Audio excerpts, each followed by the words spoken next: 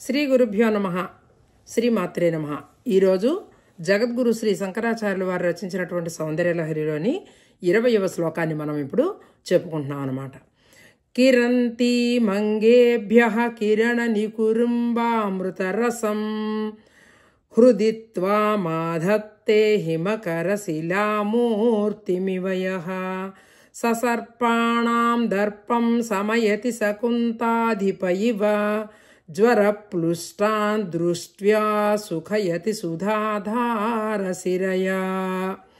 అమ్మా, నీ శరీరం నుండి వెదజల్లబడుతుండేటటువంటి కాంతి కిరణాలు నిండు చంద్రుని నుంచి స్రవించేటటువంటి అమృతధారలుగా వెలుగుతున్నాయి.